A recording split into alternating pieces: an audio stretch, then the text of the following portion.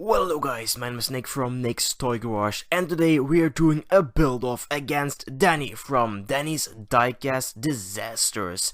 I'm really grateful for this opportunity, and we both decided to do road trip vehicles. For my road trip vehicle, I decided to do a Volkswagen camper that came out in 1969, was produced till 1970, and it's Matchbox number 34D, the grey one with a low roof. And no doors, optional, no doors, optional, broken interior, no paint, it's all optional, I promise. So let's roll it into frame and let's take a closer look at it. I already mentioned that the paint is absolutely completely gone, about I think 97% gone, pretty much there. The interior is not really in its right place. Yes, stop shaking it please. Next we can see that the frame, the base is a little bit bent. You will see it a little bit more closely in a future segment, and the window is just, well, it's not in the right place, but it's also broken, so it doesn't really matter. There you can see that the axle is bent, the front axle, and, well, it's just broken, it's really broken. But that's why I restore / customize these things, because if it ain't broken, don't fix it. So, first step, taking my drill and removing the rivet that holds in the base. Actually, 2 rivets. Well, after the rivets are drilled out, I take my screwdriver and I bend the base a little bit more. Doesn't matter, I can fix it. I promise, I hope. So after the base is removed, we leave the interior behind. Normally it would come out with the base, the interior. The interior itself is missing the little table, I know, but I just couldn't find another interior in time for this video. And I really wanted to do this model. So, this camper does not have a table. We can eat on the ground. It's spotless, we can eat on the ground. No worries. So, for the window itself, it's actually quite stuck in there. So, I take my screwdriver and just pry it out. And as you can see in a little bit, just take it out. Right there, it's already broken. So, I decided to buy a new one because I cannot polish broken things. Then next you can see the paint is gone and the model itself is a little bit bent. So I skipped the paint stripping part, so applying the paint stripper because there is no paint, and I just go straight to my toothbrush. Yes, this is my own toothbrush, I use it to clean my teeth every day. It hurts a little bit, but I get used to it after a while. After the toothbrush step, I take a little piece of Scotch-Brite to take off the remainder of the stubborn paint. That remaining 1% of paint.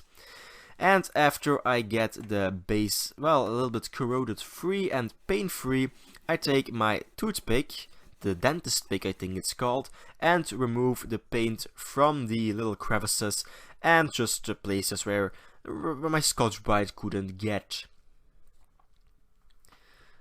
So after this step, it's time to actually replace the doors. So, got some new doors. These are pretty good quality actually. I got them from MK Models. Link to the web store is going to be in the description down below, so please go and check them out. So as you can see, the right door, well, it doesn't fit. At first I thought that the doors weren't the right size, but I quickly realized that my model is just crooked. And not even the flimsy little bottom part, it was actually the top that was bent. Pretty strange. So the right door just falls out and it's pretty much useless at this point. But see, it just falls out. But we have some good news, the left door fits. So my only well, logical solution, take a hammer, smack the model until the door fits. That's pretty much how I live my life, just smack it until it works. So after the doors are in, it's time to get it painted. For primer, I'm using a fine surface primer by Tamiya in white. 3 coats in total, leaving about 15 to 20 minutes to dry between coats to get the best result and the best coverage. It was pretty annoying that the doors kept flying open, because that would destroy the paint behind it, but I managed it. I'm an adult, I managed it. So next for the white step, because I'm going to do a two-tone, I used just a can because I didn't have the regular paint for my airbrush. And I promise, I know painting white over white is a little bit useless, but it's gloss white, so stick with me. So after this step is done, and after this thing is, well, while this thing is drying, I concentrate on the base. You can see it's bent. It's bent. Actually, only that corner. Is that the corner that I used to pry open with? Probably. So, time to get the axles off. How I do it? I place my finger and put it on the other side of the axle, and take my Dremel to remove the little metal edge. Also, don't put too much pressure on the other side of the axle, because it needs to spin freely, because otherwise it would just explode and kill 17 children. So while the wheel rolls away, I take off the axles. And now it's time to get this base plate back into shape with the only known tool I have. A really large, not actually that large, I got a lot bigger hammers, but a reasonably small hammer. So let's speed this up. I cannot hammer this fast in real life, I promise. So let's try to get this thing back into shape. Pretty good. And now let's get this horrible paint off, because you can literally not read the bottom. I'm sure it says Volkswagen somewhere in there. So, applying one coat of my paint stripper, letting it soak in for about an hour, take my toothbrush again and just wipe it off. After the toothbrush, again I take my piece of Scotch-Brite to remove the remainder of the paint. After this, it's time for primer. So again, the same primer for the base. Getting 2 coats in total, just to get a nice base coat. And after that, I decided to, well, the interior also needed to be a different color, because I didn't like the original color. I wanted it a different color, so it needs to be primered too. This surface primer is for plastic and metal, so it's all good. Now it's time to apply the color to the base and the wheels. I decided to go with a flat black by Tamiya, because I didn't want the wheels to stand out too much, but I still wanted them to look, well, brand new. So I decided to go with a matte black. So, after speeding up doing the other 3 wheels, right now, there you can see, that's not my actual painting speed. I know I'm really fast, but I'm rambling again. It's 2 AM in the morning. Why do I always voice these videos at night? Oh well. So the base gets another coat, and let's get it to dry. So I used my Tamiya masking tape and some regular tape to mask off the white part, because the second color is lime green, also a Tamiya color, but I kind of forgot to show you the name of the color. It's green, that's all you need to know. Again, applying 3 coats, leaving between 15 to 20 minutes to dry between coats to get the best result, ending in a full wet coat. So next, let's concentrate on the axle. Really short clips just to straighten out the axle, because it was bent. The front one was bent quite badly actually. And after that, let's get some color on the interior. So for the interior, English much. For the interior, I used a red, just to get a nice red leather look. And it's already time to remove the tape. This actually took me a while, because tape actually sticks. Who knew? So, what voice was that? Puberty hits. Oh well, so let's take off the masking tape, and let's pray that it actually masked off the white. Spoilers, it kind of did. I say kind of because, well, you see in a while. So after removing the remainder of the tape, you can do it. Just grab it and pull. Pull. Pull. Just rip it off. Sometimes the actual thingy, little nicky on the screen just takes a little while. The narrator is much faster than actually what happens on screen.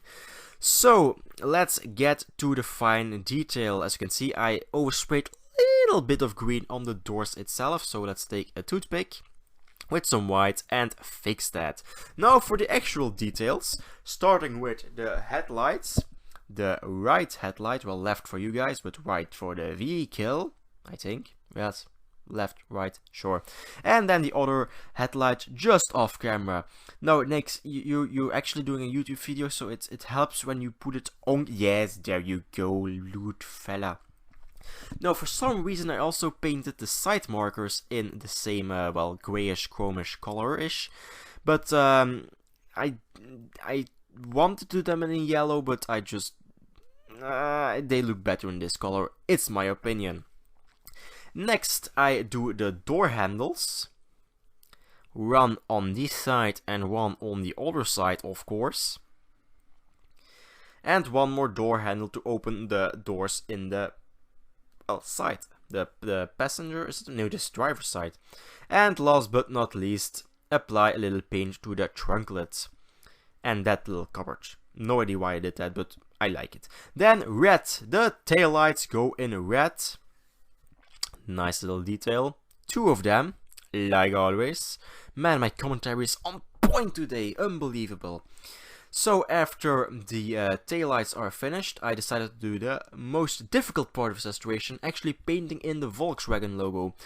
It didn't really turn out amazing, but I'm still happy with it. You can still see the VW, so I'm happy. So after this step is done, and yes, the bumpers are going to be painted.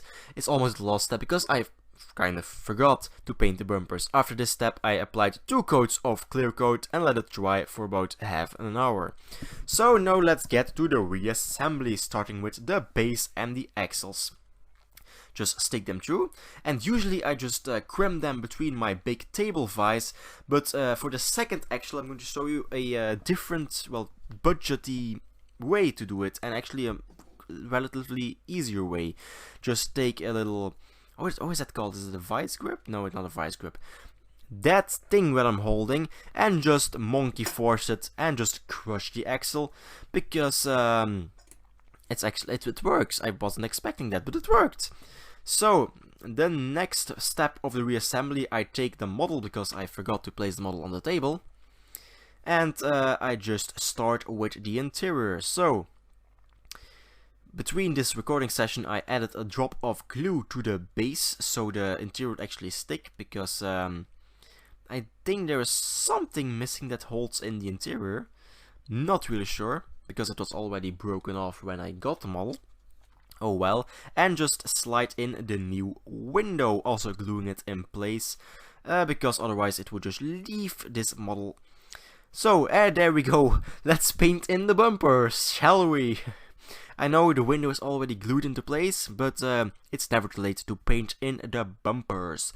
So painting in the front bumper with a relatively awesome speed. And after the front bumper is done, do the same with the rear, because there are 2 bumpers.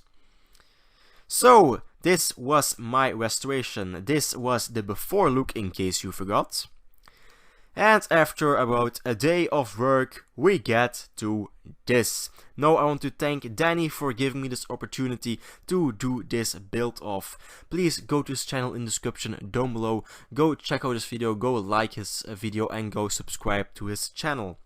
Also, don't forget to like my video, subscribe to my channel, and I hope to see you in a future video. Bye.